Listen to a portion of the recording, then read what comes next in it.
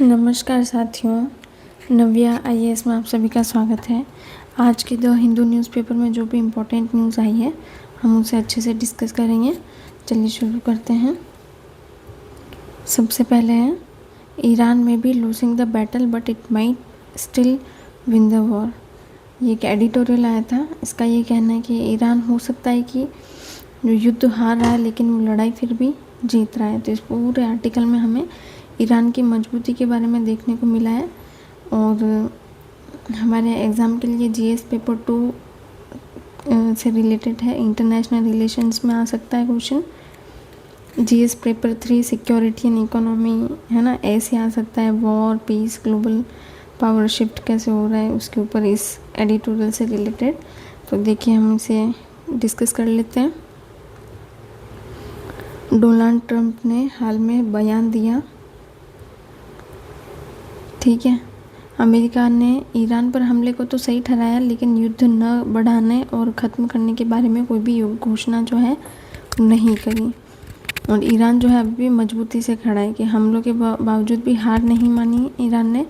उसके पास जवाबी कार्रवाई की पूरी क्षमता अभी भी बनी हुई है ईरान के पास, है ना। Islamic revolutionary guard corps IRGS की भूमिका क्या रही? ईरान की सेना बहुत मजबूत है और उसने देश की सुरक्षा और सत्ता को बनाए रखा, है ना। ये ईरान की सेना है। युद्ध को फैलाने की रणनीति, ईरान ने न सिर्फ देश में बल्कि पूरे क्षेत्र में तनाव बढ़ा दिया है। वैश्विक अर्थव्यवस्था जो है वो प्रभावित हो रही है इस युद्ध की वजह से। अमेरिका की रणनीति गलत साबित हुई, है ना। इजराइल के प्रधानमंत्री के कहने पर उन्होंने युद्ध तो चालू कर दिया लेकिन ईरान को कमज़ोर समझा, लेकिन उसका जो यह आंकलन है गलत साबित हुआ। सहयोगियों का समर्थन नहीं मिला अमेरिका को। नाटो और खाड़ी देशों का पूरा साथ नहीं मिल रहा, जिससे वह रणनीतिक रूप से कमज़ोर पड़ रहा है, ठीक है। इस पूरे आर्टिकल में यही था, है ना। अमेरिका के जो पूर्व राष्ट्रपति उन्होंने 1 अप्रैल, डोनाल्ड ट्रंप ने 1 अप्रैल को ये संबोधन किया था, ठीक है। सो उन्होंने बताया कि ईरान के साथ चल रहे युद्ध पर देश को संबोधित किया। लोगों को उम्मीद थी कि वो या तो युद्ध ख़त्म करेंगे या फिर आगे बढ़ेंगे, कोई घोषणा करेंगे, लेकिन उन्होंने ऐसा कुछ भी नहीं किया। उन्होंने कहा कि अमेरिका के हमले का उद्देश्य सिर्फ यही है कि ईरान को परमाणु बम बनाने से रोका जाए, है ना, अपनी ताकत बढ़ाने से रोका जाए, न कि ये कि ईरान की सरकार को गिराया जाए। लेकिन जो ईरान है वो अभी भी बड़ी मजबूती से खड़ा है, कमज़ोर नहीं पड़ा है ईरान। अमेरिकी ठिकानों पर अभी भी हमला कर सकता है, अपने क्षेत्र के दुश्मनों को निशाना बना सकता है ना। और दुनिया के लगभग 25% तेल की सप्लाई को रोक सकता है, गैस की सप्लाई को रोक सकता है ना, ठीक है। ये था इस पूरी न्यूज़ में, इस पूरे आर्टिकल में यही था, ठीक है। चलिए हम नेक्स्ट डिस्कस कर लेते हैं अगला। Compliance eased for managing plastic waste. सरकार के जो पहले नियम थे प्लास्टिक वेस्ट को रिसाइकिल करने के, वो अभी उन नियमों में थोड़ी सी ढील दी है सरकार ने। देख लेते हैं हम क्या है। नियमों में ढील दी है सरकार ने। प्लास्टिक वेस्ट मैनेजमेंट रूल्स में बदलाव कर कंपनियों को टारगेट पूरा करने के लिए अधिक समय दिया है। टारगेट जो है कैरी फॉरवर्ड किया गया है। 25-26 का अधूरा लक्ष्य, जो कंपनियां 25-26 के लक्ष्यों को पूरा नहीं कर पाएगी उन्हें 3 साल तक का समय दिया गया है और हर साल उन्हें लगभग 1/3 लक्ष्य को पूरा करना होगा, ठीक है।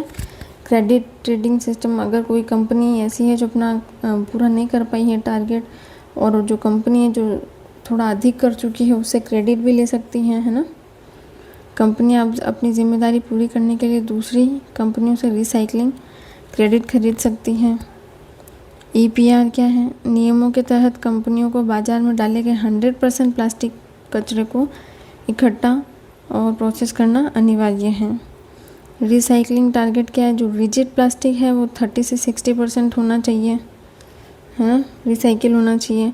फ्लेक्सिबल प्लास्टिक 10 से 20% और मल्टी लेयर प्लास्टिक 5 से 10%, ठीक है। चुनौतियाँ क्या है इसकी? फूड सेक्टर को छूट दिया गया है। वास्तविक अनुपालन का कोई ठोस डेटा अभी भी मौजूद नहीं है और सेल्फ रिपोर्टिंग पर भी निर्भर करता है ये,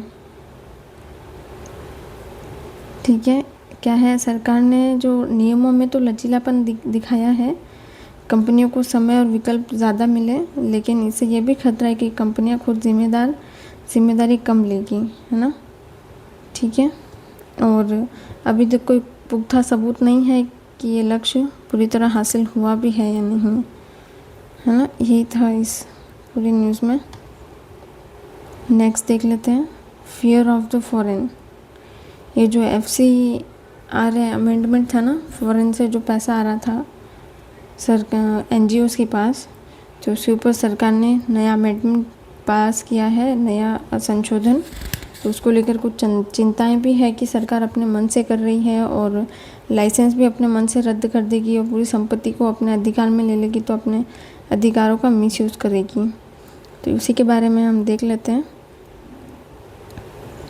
foreign contribution regulation act FCRA में प्रस्तावित संशोधन के तहत लाइसेंस रद्द होने पर संस्थाओं की संपत्ति सरकार और अपने नियंत्रण में ले सकती है।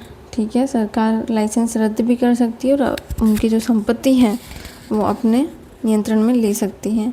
प्राकृतिक न्याय का इससे उल्लंघन हो सकता है कि बिना किसी न्यायिक प्रक्रिया के संपत्ति जब्त करना किसी के प्राकृतिक न्याय के मूल सिद्धांत के खिलाफ होता है। ठीक है, शक्ति का केंद्रीकरण, सरकार खुद लाइसेंस देती है, रद्द करती है और फिर संपत्ति भी अपने पास ले लेगी, तो पावर का मिसयूज़ की जो संभावना है वो बढ़ती दिखाई दे रही है।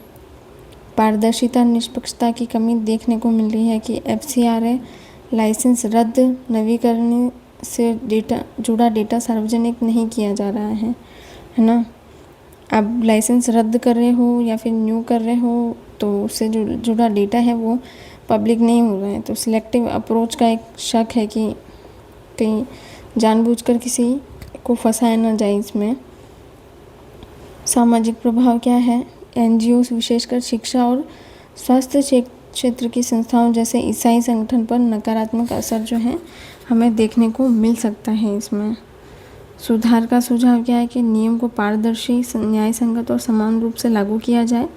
संपत्ति जब्ती से पहले न्यायिक समीक्षा अनिवार्य होनी चाहिए।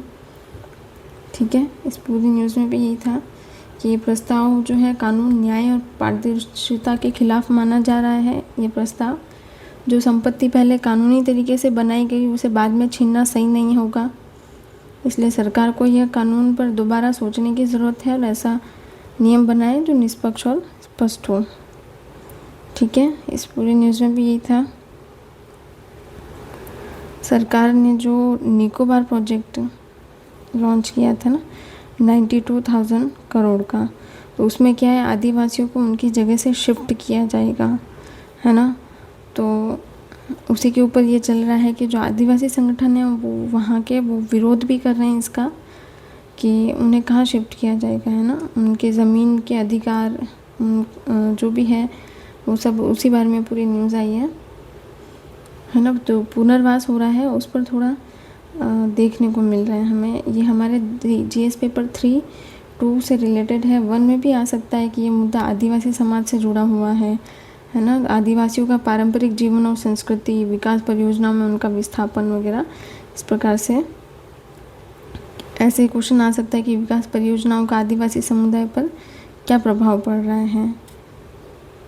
ठीक है, क्या है इस पूरी न्यूज़ में हम देख लेते हैं कि सरकार ने इंफ्रास्ट्रक्चर प्रोजेक्ट लॉन्च किया 92,000 करोड़ का। तो इस प्रोजेक्ट के कारण वहाँ रहने वाले जो निकोबारी आदिवासी समुदाय को दूसरी जगह रिलोकेट करने की योजना बनाई गई है ना। तो इस अंडमान निकोबार प्रशासन ने एक ड्राफ्ट तैयार किया जिसमें कहा गया कि प्रोजेक्ट से जो प्रभावित आदिवासी हैं उन्हें पारंपरिक स्थानों पर बसाया जाएगा और इसके लिए उन्होंने अलग से 42.52 करोड़ का बजट बनाया, है ना, और 2 साल का समय रखा। अब लोगों की चिंता क्या है कि उन्हें हटा तो रहे हो, लेकिन आप उन्हें बसाओगे कहाँ, लोगों को कहाँ बसाया जाएगा और किन किन लोगों को हटाया जाएगा। तो इस वजह से ट्राइबल काउंसिल के सदस्य भी कन्फ्यूजन में हैं। पिछले 4 साल से जो वहाँ के स्थानीय लोग हैं वो इस प्रोजेक्ट का विरोध कर रहे हैं। उनकी ज़मीन और जंगल के अधिकार सही तरीके से तय नहीं किए गए, उन्हें ऐसा लगता है है ना। बड़ा विरोधाभास है कि ड्राफ्ट योजना कहती है कि लोगों को हटाया जाएगा, लेकिन केंद्र सरकार बार बार कहती है कि किसी को विस्थापित नहीं किया जाएगा। 2004 की जो सुनामी वाला मुद्दा है वो भी उसमें जुड़ा है कि कई पुराने गांव जो है वो नष्ट हो गए और बाद में लोगों को राजीव नगर और न्यू चिंगैना में बसाया गया, लेकिन वो वहाँ के जो लोग हैं वो चाहते हैं कि वो अपने पुराने गांव में वापस जाना चाहते हैं। अब इस योजना में कुछ उलझन भी है कि कहीं लिखा है कि पूलो भाभी नाम की जगह पर उन्हें बसाया जाएगा। घरों की संख्या भी स्पष्ट नहीं है, 62 परिवारों की बात है, लेकिन नए घर सिर्फ 30 बनाने की बात कही गई है। तो आदिवासी ये चाहते हैं कि सभी पुराने गांवों में वापस जाने की अनुमति मिले और सरकार प्रोजेक्ट की सीमा साफ साफ बताएं। ठीक है, इस पूरे न्यूज़ में ये था। INS अरिदमन, ये हमारे देश का भारत की नौसेना में एक नई ताकत जुड़ गई है। देश की तीसरी परमाणु शक्ति से चलने वाली पनडुब्बी INS अरिदमन,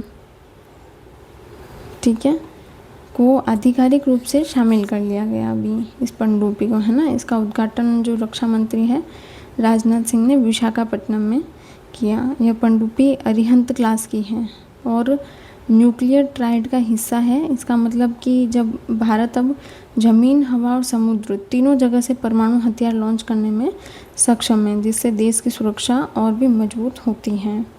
इस प्रोजेक्ट को बहुत गोपनीय रखा गया, गोपनीय तरीके से ही इसे हैंडल किया गया, इसे सार्वजनिक नहीं किया गया।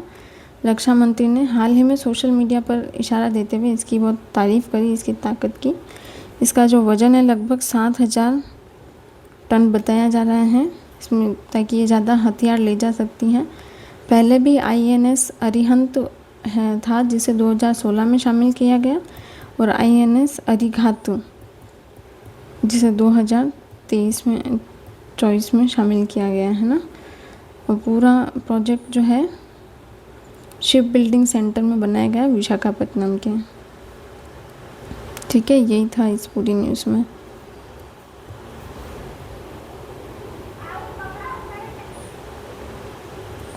ठीक है साथियों, आज के लिए इतना ही। धन्यवाद।